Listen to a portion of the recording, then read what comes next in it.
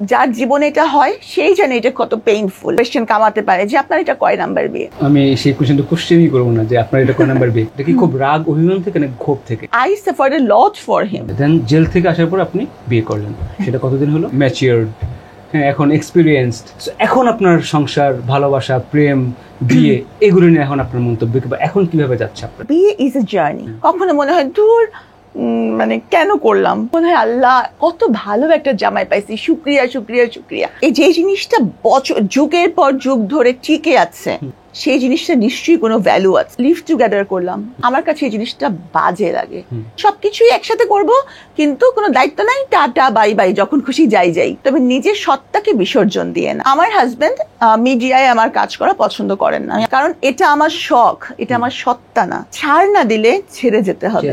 Dress up কিন্তু তখন এমনই ছিল, I was viral for that.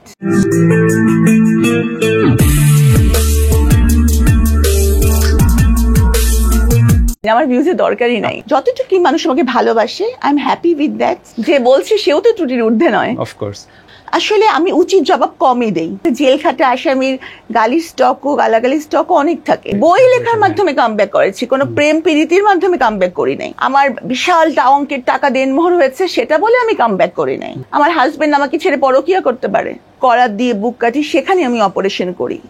আমার হাতের তালুর মধ্যে মানুষের হার্ট বিট করে, এখনো যায় না, এখনো কথায় কথায় আমার কান্না আসে। কিন্তু আমি প্রেমে বিশ্বাসই করি না এখন, নাকি আগে থেকেই? আজকে যেটা প্রেম, বিকেলে সেটা অপ্রেমে বদলাতে সময় লাগে। হ্যাঁ, তো এই জন্য আমার কাছে প্রেমের চাইতে বেশি জরুরি মনে হয় একটা কমিটমেন্ট। আপনার বিয়ে কটা ফেল হয়েছে? আমি হয় জিতি নয় শিখি। আর্লি এজে কেন বিয়ে করেছেন?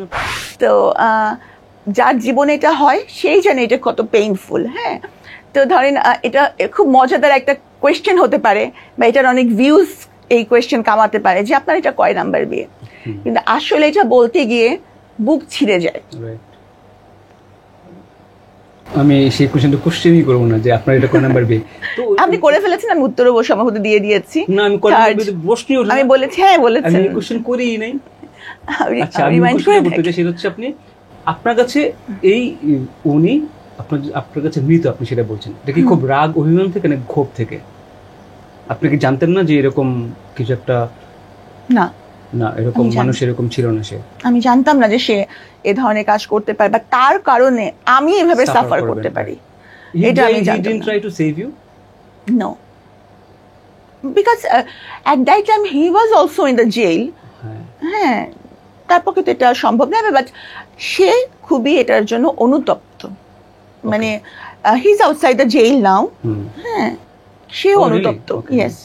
So he is not like forgiven, নাকি he is forgiven but not forgotten?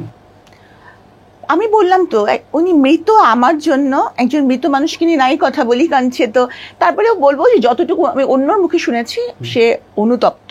Because I suffered A lot for him, I suffered A lot. Deserve করেন না? আমি যেটা ডিজার্ভ করি না। ওকে, দেন জেল থেকে আসার পর আপনি বিয়ে করলেন, সেটা কতদিন হলো? 1 year। 1 year হয়ে গেছে। বাট সেটা কি সবাই জানে পাবলিকলি আপনি মানে করেছেন এরকম করে? না, ওকে। এবং উনি সাংবাদিক, আপনি সেটা বলছিলেন, শুনে খুব ভালো লাগছে আমার। এবং আমার এক্স অফিস কিন্তু এটা আমার। তাই? I have been there, I have been there. Media manager ছিলাম আমি সেখানে। আচ্ছা, তাই? ব্যাক ইন 2010-11 ওখানে ছিলাম। সো এখনকার বলেন, এখন আপনি তো আবার ম্যাচিউরড, হ্যাঁ, এখন এক্সপিরিয়েন্সড। এখন আপনার সংসার, ভালোবাসা, প্রেম, বিয়ে এগুলো নিয়ে এখন আপনার মন্তব্য বা এখন কিভাবে যাচ্ছে আপনার এই লাইফ?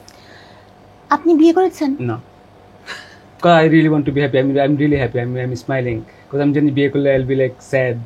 না, I'll be stressed না, out. not always. It's not true. তাহলে তো মানুষ, বিয়ে হচ্ছে একটা প্রাচীন প্রথা। বিয়ে করলে আমি নিজেই বুঝবো সেটা? না, এটা না, মানে বিয়ে is a journey. Of course.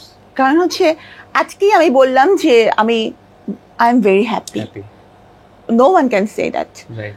মানে এটা যদি তার first, second or whatever ম্যারেজই হোক, শি অর হি মানে কান্ট সে দ্যাট, কারণ ইটস এ জার্নি।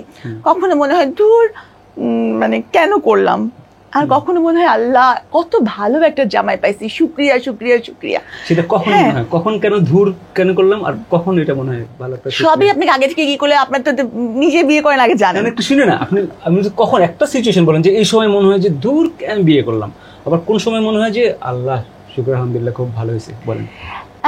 যখন হচ্ছে যে আমার কোনো মনের কথা আমার মনের অজান্তেই সে বুঝে ফেলে বা সেটার জন্য সে কিছু একটা করে, তখন মনে হয় যে আলহামদুলিল্লাহ, যে আল্লাহ আমি তোকে বলিও নাই, সে আমার জন্য এটা করছে। আবার কোনো কোনো সময় যখন বেশি কোনো কারণে রাগ করে বা সে আমাকে বুঝতে চাচ্ছে না, বা কোনো বিষয় নিয়ে ধরেন মানে কোনো একটা বিষয় নিয়ে যখন আমাদের ঝগড়া হয়, আমি কাঁদি, তখন আমার মনে হয় কেন করলাম, মানে এটা তো হবেই। এটা লাইক মোমেন্টস বা সিচুয়েশন,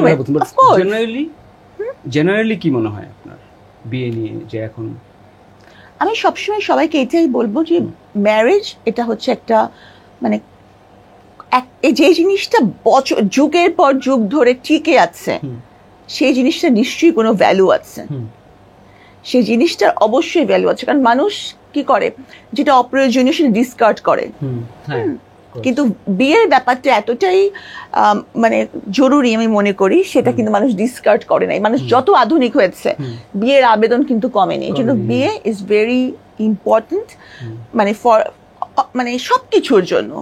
বাট বিয়ে তো ডিভোর্সের একমাত্র কারণ, সেটা কি বলবেন? বিয়ে হল, হ্যাঁ, মানে ডিভোর্স, তারপরে আমি বলতে পারি যে I am not divorcee, I am not married to, আমার ভালো লাগে এটা বলতে। ডিভোর্স হচ্ছে ডিভোর্স হচ্ছে একটা সম্মানজনক মানে সেপারেশন, ডিসিশন, সম্মানজনক সেপারেশন। হ্যাঁ, যেহেতু আল্লাহ এটা বিধান রেখেছেন, নিশ্চয়ই এটা সম্মানজনক সেপারেশন। কিন্তু আমি কারোর সাথে এমনি কিছু লিভ টুগেদার করলাম, আমার কাছে এই জিনিসটা বাজে লাগে, স্রেফ বাজে লাগে। হ্যাঁ, এবং আমরা যখন অ্যাপার্ট হয়ে গেলাম, সেই জিনিসটাও একটা বাজে ইম্প্যাক্ট দিল। হ্যাঁ, আমার কাছে এটা ভালো লাগে না। হয়তো আপনি বলতে পারেন যে আমি একটু এরকম কেন, কিন্তু আমার কাছে এটা মনে হয় ওল্ড স্কুল এরকম ধারণা এই ব্যাপারটাতে তাই, এই ব্যাপারটাতে তাই। এবং থাকি না যে লিভ টুগেদারের বিষয়টাতে মানে কি, মানে সবকিছুই একসাথে করব, কিন্তু কোনো দায়িত্ব নাই, টাটা বাই বাই, যখন খুশি যাই যাই। বাট এটা তো অনেক কন্ট্রোলড না? যদি আপনার লাইফ যদি কন্ট্রোল করে কেউ একজন, সেটা তো আসলে বিয়ের পরেই শুরু হয় মনে হয় কন্ট্রোল করাটা। এটা আসলে কতটুকু লাইক লেজিট বা আপনি নিতে পারেন, বা মেয়েরা কতটুকু নিতে পারে, বা ছেলেরা যদি নিজের আত্মসম্মানকে হ্যাম্পার না করে, এক্সিস্টেন্সকে হ্যাম্পার না করে করা হয়, অতদূর পর্যন্ত ঠিক আছে।